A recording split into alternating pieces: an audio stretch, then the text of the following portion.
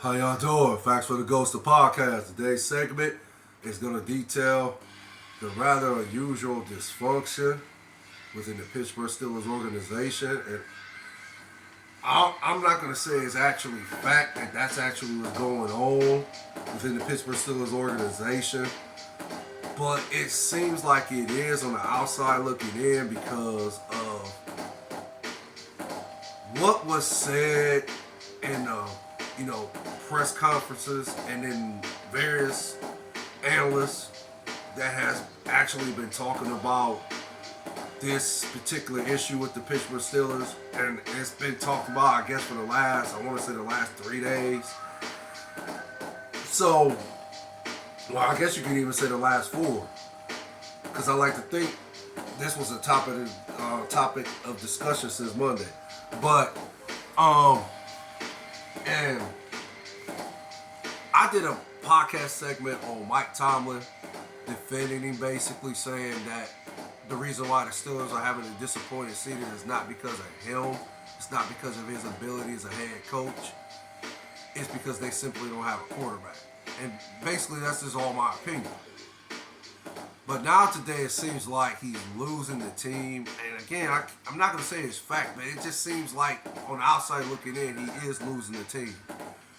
And for some odd reason, the two receivers on the Pittsburgh Steelers, Dante Johnson and George Pickens, it seems like they're tuning him out.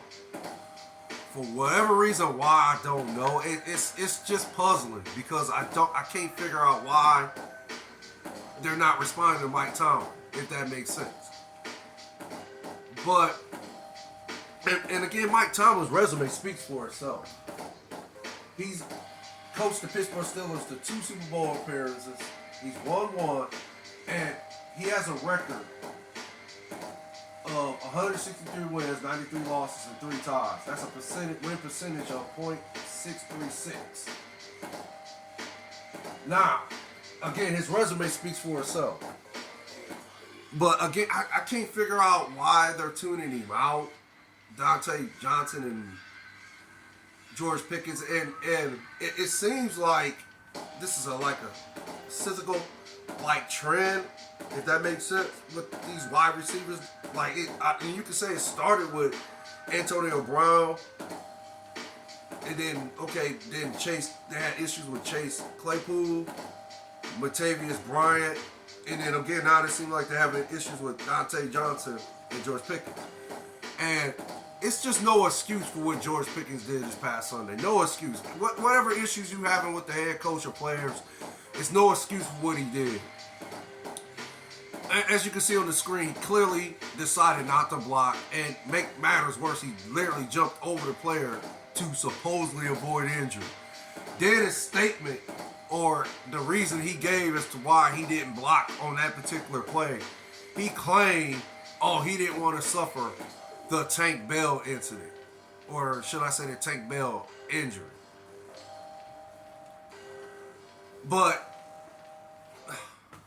it's just no excuse. For me, I come from the old school. Pittsburgh Steelers organization is world class.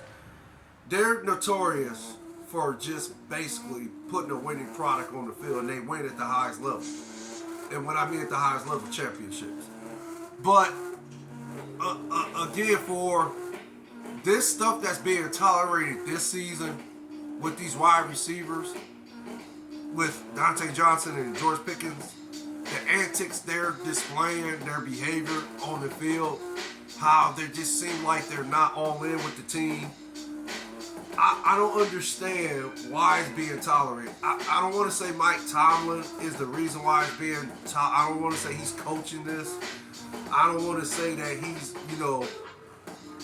making it seem like it's okay for these receivers to behave like that this season, if it makes sense. I don't want to put this on Mike Tomlin, but it appears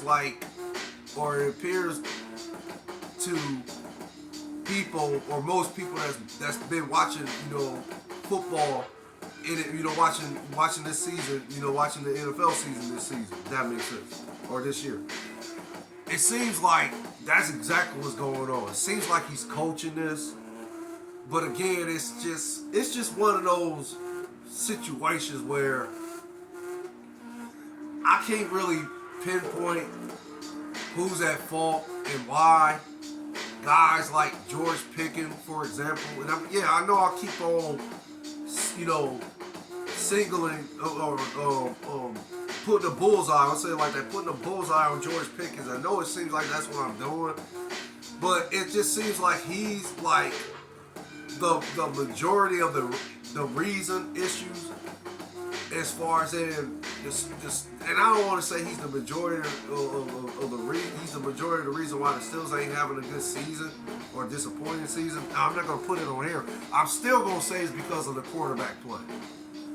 But at the end of the day, he's not helping the situation, if that makes sense, by his antics on the field and what he did this past Sunday. It's just unexcusable.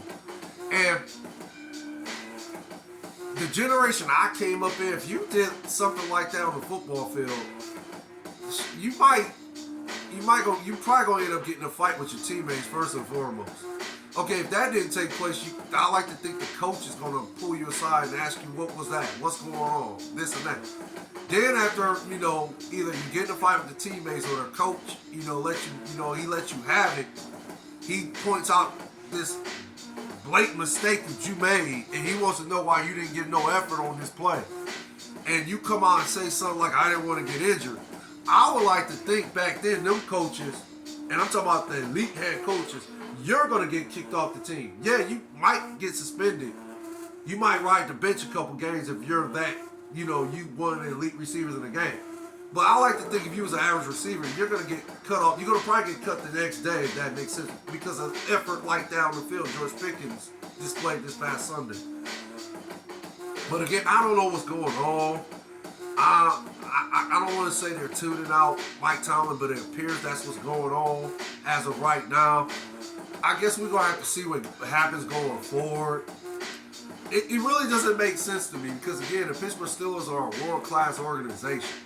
So I don't know how they ended up getting to this point, which it just seems like it's dysfunction. It seems like some of the players are not buying in, as far as in the Pittsburgh Steelers way. It just seems like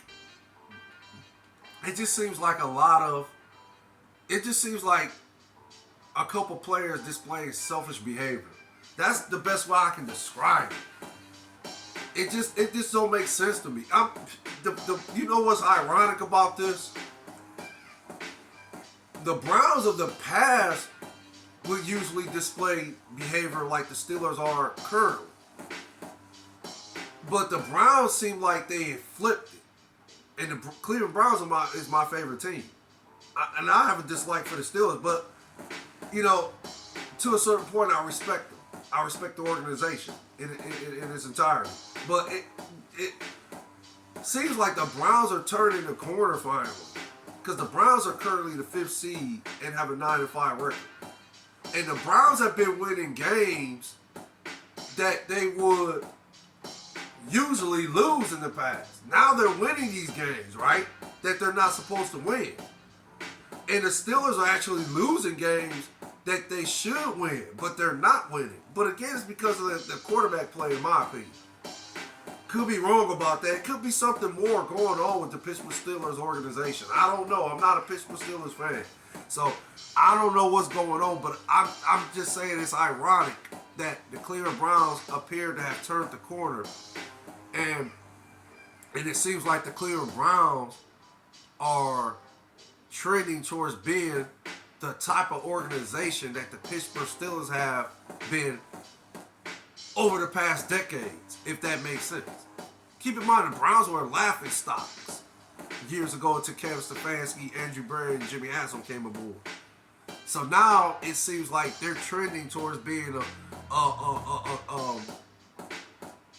great organization, like an organization that's not dysfunctional, an organization with all the players, head coaches and all, are all on the same page and all want to achieve one goal, and that's to win a Super Bowl. But that's all I have to really report. Y'all take care. You stay blessed out there. You and your families. Thanks for the Ghost of Podcast. DJ Lottie Dottie. You and your families also have blessed, safe holidays. Enjoy family time. And that's all I have to report. One love. Later.